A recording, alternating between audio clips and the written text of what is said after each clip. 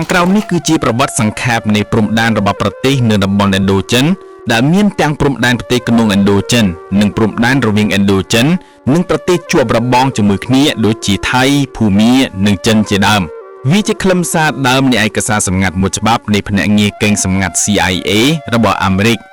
ភ្នាក់ងារកេង CIA បានចងក្រងឯកសារសម្ងាត់នេះនៅឆ្នាំ1965ដែលនៅពេលនោះប្រទេសវៀតណាមកំពុងនៅបែកបាក់ជាពីរនៅឡើយគឺវៀតណាមខាងជើងនិងវៀតណាមខាងត្បូងខ្លឹមសារដើមនៃឯកសារសម្ងាត់នេះមានដូចតទៅតំបន់ឥណ្ឌូចិនមានព្រំដែនអន្តរជាតិចំនួន8ដែលរាប់បញ្ចូលព្រំដែនឡាវជាមួយវៀតណាមខាងជើងនិងជាមួយវៀតណាមខាងត្បូងថាជាព្រំដែនតែមួយបន្ថែមពីលើបន្ទាត់ព្រំដែនយោធាបណ្ដោះអាសន្នរវាងវៀតណាមខាងជើងនិងវៀតណាមខាងត្បូងគ្មានចំនួនសកម្មណាមួយពាក់ព័ន្ធនឹងព្រំដែនក្រៅឥណ្ឌូចិននោះទេ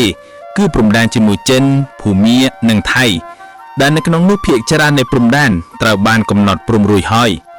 ថៃទទួលយកព្រំដែនជាមួយកម្ពុជាប៉ុន្តែដោយផ្អែកលើការជាក់ស្ដែងហើយប្រកាន់យកខរក្សាសិទ្ធិស្របពេចស្របពេមួយទាក់ទិននឹងការទទួលស្គាល់របស់តុលាការយុត្តិធម៌អន្តរជាតិ ICJ នៅឆ្នាំ1962ចំពោះអធិបតេយ្យភាពកម្ពុជាលើតំបន់ប្រាសាទពារាវិហារដែលនៅនឹងព្រំដែនរីឯព្រំដែនផ្ទៃក្នុងដែលជាព្រំដែនរវាងរដ្ឋជាធាតុផ្សំនៃឥណ្ឌូចិនជាទូទៅមិនទាន់បានកំណត់ព្រំទេហើយដូច្នេះវាងាយនឹងមានចំនួនបញ្ហាដែលអាចកើតគឺត្រូវបានបង្ហាញតាមរយៈការប្រឆាំងជាបន្តបន្ទាប់របស់កម្ពុជាចំពោះការវាយប្រហារលើភូមិឋានខ្មែរដោយកងទ័ពវៀតណាមខាងត្បូងប្រភពបញ្ហាមួយទៀតរវាងកម្ពុជានិងវៀតណាមខាងត្បូងគឺចំនួនដែលបានកើតអកមួយទសវត្សរ៍មុនមកទសវត្សរ៍ទី50ដើម្បីដណ្ដើមធ្វើម្ចាស់កោះនានាក្នុងឈូងសមុទ្រថៃចុងបញ្ចប់បំផុតនេះការទៀមទានៅក្នុងផែនទីវៀតណាមខាងជើងចំពោះតំបន់របស់ឡាវនៅខាងលិចតំបន់គ្មានកងទ័ព DMZ នៃវៀតណាមខាងជើងនោះហាក់ដូចជាផ្ដល់មូលដ្ឋានឲ្យការចោទប្រកាន់របស់វៀតណាមខាងជើងថាយន្តហោះឡាវបានទម្លាក់គ្រាប់បាំងលើក្រុងវៀតណាមខាងជើងនៅក្នុងតំបន់នោះព្រំដែនទាំងអស់និងអេរយាប័តជាតិនីមួយៗចំពោះព្រំដែនទាំងនេះមានឫសគល់សំខាន់ចេញពីប្រវត្តិអាណានិគមរបស់តំបន់ឥណ្ឌូចិនដោយមានបង្ហាញនៅរូបទី1ក្នុងឯកសារ CIA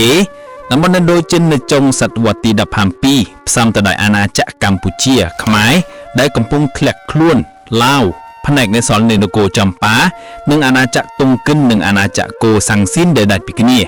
ដែលអាណាចក្រកូសាំងស៊ីននេះជាអតីតចក្រភពអាណាមឬអាណាចក្រដៃកូវៀតដែលចិនហៅថាអាណានមានន័យថាផ្នែកខាងត្បូងដែលស្ងប់សុខនៅពេលនោះកំបាំងយ៉ាងធំដែលគៀងអាណាចក្រតុងគិននិងអាណាចក្រកូសាំងស៊ីនរហូតដល់150ឆ្នាំគឺត្រូវបានគេសាងសង់ឡើងនៅលើវាលទំនាបខេត្តខ្វាំងត្រីដែលស្ថិតនៅចម្ងាយ10ម៉ាយប្រហែលជា3គីឡូម៉ែត្រពីខេត្តព្រំដែនរវាងវៀតណាមខាងជើងនិងវៀតណាមខាងត្បូងនាពេលបច្ចុប្បន្ននេះនៅពេលនោះប្រទេសកម្ពុជាលាតសន្ធឹងទៅទិសខាងជើងរាប់ពីឈូងសមុទ្រថៃរហូតដល់ជិតខ្សែរទីវាលទទឹងទី16ខ្នាតអន្តរជាតិ16 ណូត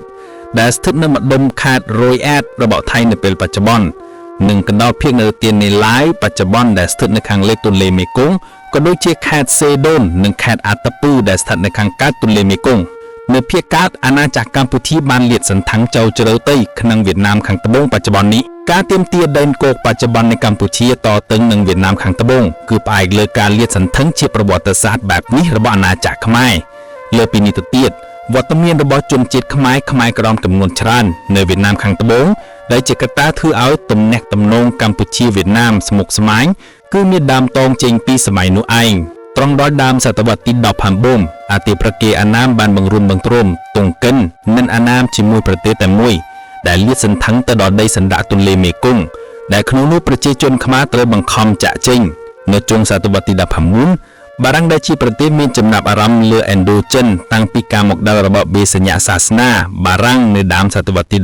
17ក៏បានទាមទារឲ្យមិនតបដានទុកបុកម្នេញលើអ្នកចូលសាសនាយេស៊ូពីសំណាក់រាជការណាមការទុកបុកម្នេញនៅតែបន្តហើយបារាំងក៏ធ្វើការផ្ដួលអាណាមដោយប្រើកម្លាំងធាត់សៀមដែលទាញប្រយោជន៍ពីការបរាជ័យរបស់អាណាមនៅពេលនោះក៏បំពាក់បន្ថែមការកាន់កាប់នៅតំបន់កណ្ដាលនៃដងទន្លេមេគង្គហើយដោយបញ្ចូលផ្នែកមួយទៀតនៃឡាវនិងភាគជើងនៃប្រទេសកម្ពុជាមើលលើរូបទី2ក្នុងឯកសារ CIA ហើយកំពុងធ្វើឲ្យធ្លាយទៅដល់សមុទ្រចិនខាងត្បូងនៅត្រង់ទីក្រុងវិញភាគជើងវៀតណាមដោយត្រូវទ័ពបារាំងរុញឲ្យថយចន្លោះឆ្នាំ1893តដល់ឆ្នាំ1907សៀមត្រូវប្រកួតដីចំនួន3តម្លំនេះ គឺឆ្នាំ1893រាល់ដីណាដែលនៅខាងលើទន្លេមេគង្គនិងកោះនៅក្នុងទន្លេនេះនៅឆ្នាំ1895នៅឆ្នាំ1995ចិនបានព្រមព្រៀងកំណត់ព្រំដែន delimitation និងបោះបង្គោលព្រំដែន demarcation លើតំបន់ដែលបច្ចុប្បន្ននេះបានក្លាយទៅជាព្រំដែនវៀតណាមខាងជើងនិងចិននិងព្រំដែនឡាវនិងចិនជាដើមនៅឆ្នាំ1896ចក្រភពអង់គ្លេសនិងបារាំងក៏បានព្រមព្រៀងយកទន្លេមេគង្គធ្វើជាព្រំដែនរវាងឡាវនិងភូមាត្រង់ចំណុចនេះខ្ញុំសូមបញ្ជាក់ថានៅក្នុងឯកសារនេះមានការបកប្រែឬបង្កប់ឆ្នាំការថតផុសដែលប្រើប្រាស់ដោយភ្នាក់ងារ CIA ត្រឹមមកដល់ចុងសតវត្សទី19បារាំងបានបង្កើតដែនអាណានិគមមួយដែលរួមមានតុងគិនអាណាមកូសាំងស៊ីនកម្ពុជានិងឡាវមើលទៅលើរូបទី3ក្នុងឯកសារ CIA លើកលែងតែការកែប្រែព្រំដែនទីទួយរវាងប្រទេសមីជតទីងទាំងនេះភាគច្រើនចេញពីសេចក្តីសម្រេចរដ្ឋបាលបារាំងនេះគឺជាតំបន់ឥណ្ឌូចិនមួយដែលជប៉ុនបានសង្គ្រោះក្នុងឆ្នាំ1941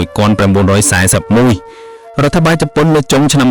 1940បានជួញរុញប្រទេសថៃវាយប្រហារឥណ្ឌូចិនបន្ទាប់មកនៅខែមិនិនាឆ្នាំ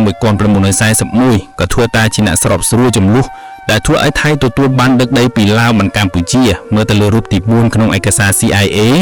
នៅឆ្នាំ1946ទឹកដីនេះក៏ត្រូវបានប្រគល់ឲ្យឡាវនិងកម្ពុជាវិញដោយសារកិច្ចព្រមព្រៀងក្រុងវ៉ាស៊ីនតោន The Washington Accord រវាងកម្ពុជាបារាំងនិងថៃ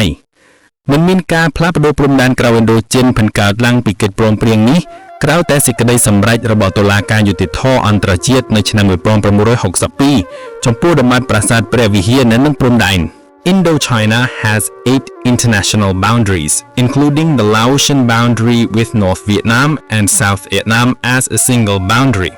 in addition to the provisional military demarcation line between North Vietnam and South Vietnam. No active dispute concerns the exterior boundaries of Indochina, those with China, Burma, and Thailand, which for most of their extent are demarcated. Thailand accepts its boundary with Cambodia, but only on a de facto basis, and maintains a rather vague reservation concerning the 1962 International Court of Justice acknowledgement of Cambodian sovereignty over the Prasat Pravihar temple site on the border. The internal boundaries, those between the component states of former Indochina, are generally undemarcated and consequently susceptible to dispute. The potential trouble is illustrated by Cambodia's repeated protests against attacks on Cambodian border villages by South Vietnamese armed forces. Another source of trouble between Cambodia and South Vietnam is the dispute that has persisted for the last decade as to the ownership of islands in the Gulf of Siam. Most recently, North Vietnam's cartographic claims to the Laotian area west of the Vietnamese Demarcation Zone, DMZ, appear to provide the basis for its accusations that Laotian aircraft are bombing North Vietnamese towns in that area. Source: Central Intelligence Agency, CIA, March 1965. International boundaries of Indochina.